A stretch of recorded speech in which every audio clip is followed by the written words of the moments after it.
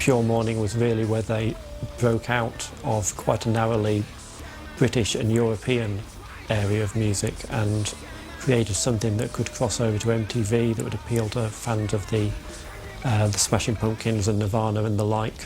In 1998, Without You I'm Nothing was recorded at Peter Gabriel's Real World Studios near Bath. The album is a collection of twisted love songs which deal with heartbreak and loneliness. I think that there's a lot of optimism in our record. I don't think that it's as bleak as, like, say, a Joy Division record. But you know, there's a certain darkness to it. But it's very, you know, it comes from, I guess, the blacker recesses of my emotions. All this is fuelled by a powerful new sonic identity, the result of Steve's obsessions with funk and hip-hop. I think Steve's mark on Placebo, I think is very apparent in things like My Sweet Prince and possibly Every You, Every Me as well, because it's you can totally hear the sort of influences that he's brought to the band, like being influenced by the Chili's. In 2000, Placebo began work on their third album, Black Market Music, produced by Paul Corkett. It's, you know, sort of new musical avenues, you know, like have come in, like hip-hop and a bit of industrial stuff and like dance music too. So it's kind of, we're trying to spread our wings musically, and so it's we'll put it all into like a rock and roll context. Black Market Music took everyone by surprise for the same reasons that perhaps the mainstream had turned on Placebo in the first place. They turned on them again. Placebo have always set themselves up for this kind of fall, really, by releasing Pure Morning first off Without You I'm Nothing, and then releasing Taste in Men first off Black Market Music. They were setting the tone with songs which didn't really set the tone for the album. Black Market Music's the most extreme case, with Taste in Men being a very dance-orientated track, influenced almost by someone like the Chemical Brothers. We're the kind of band that sort of lives on experimentation, and you know, we need to be in a situation where nobody's trying to change us.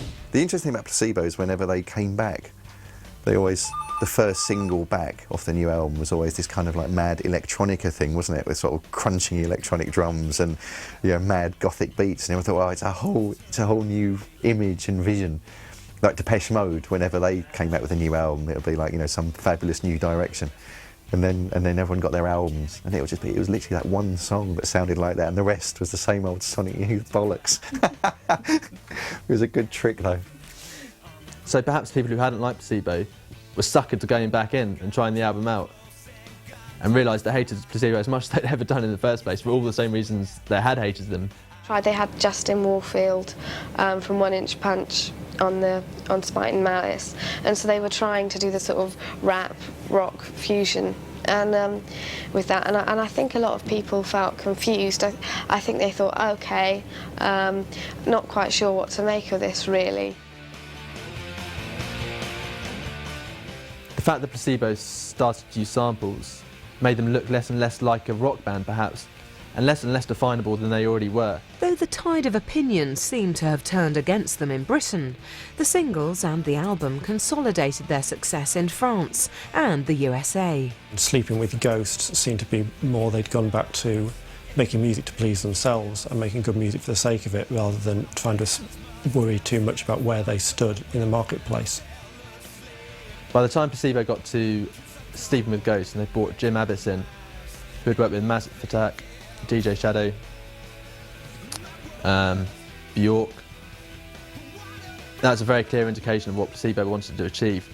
They wanted to drag out the intricacies that they never managed to on Without You I'm Nothing. Simon Breed features on Sleeping with Ghosts. I'm on Protect Me From What I Want, playing the harmonica. They gave me 200 quid and a pasta meal. So.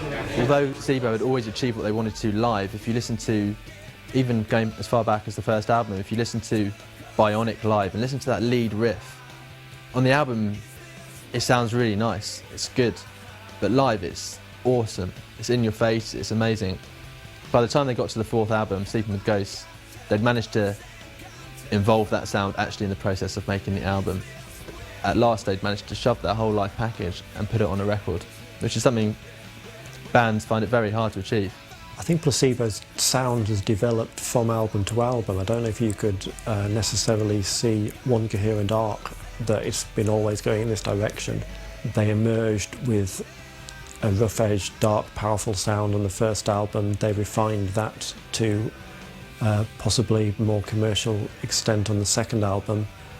After that, Black Market Music reacted against that to some extent, and Sleeping with Ghosts contained, I think, some of their most powerful and diverse work yet. I think the one thing that's kept them going or in the public eye is the fact that they're not duplicating album after album. It's very tempting if you have some success with one album to photocopy it for your next one. And I think it goes back to what I was saying earlier about Brian being quite a driven, creative person.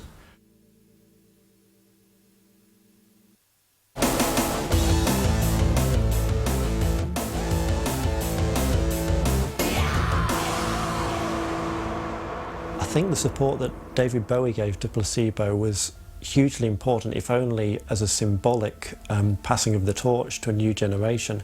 Placebo attracted the patronage of David Bowie when they were still unsigned. Bowie had heard their early demos and invited them to open for him on his 1995 Outside album tour. David Bowie's work with them stamped them out as a band that were artistically viable and a band that were pushing boundaries, which they were. Many of the bands who were influenced by Bowie went on to be a big influence on Placebo, bands like Joy Division, the Banshees, Bauhaus. But for Bowie to actually give Placebo his seal of approval as keepers of the torch that he'd passed on to them, I think was very important, because none of the other bands had necessarily had Bowie himself come along and say, "You're doing good work." For Placebo, getting the patronage of David Bowie, him saying he was a fan and getting to play those sort of like very prestigious anniversary concerts.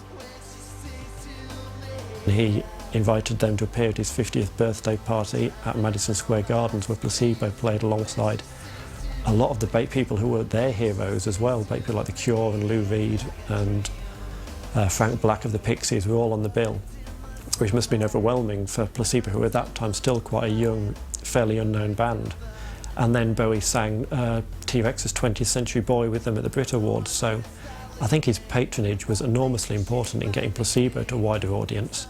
But not everyone shared this opinion.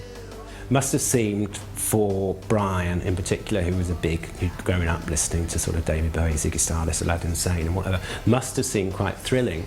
But it didn't really do them many favours in how they were perceived as a cool band, because David Bowie by that time had become a really ridiculous figure for the music press. He wasn't cool anymore. He was always referred to as Dame David of Bowie, this sort of not an elderly statesman, but a kind of dotty older aunt. And he's famous for just having, particularly since, even though in the 70s he was instrumental in making sort of things like Lou Reed and Iggy Pop popular, but from the 80s he was sort of famous for having really bad taste in music. It must have been nice for Brian, for, his cultural weird uncle to actually just say, "You're doing good, kid."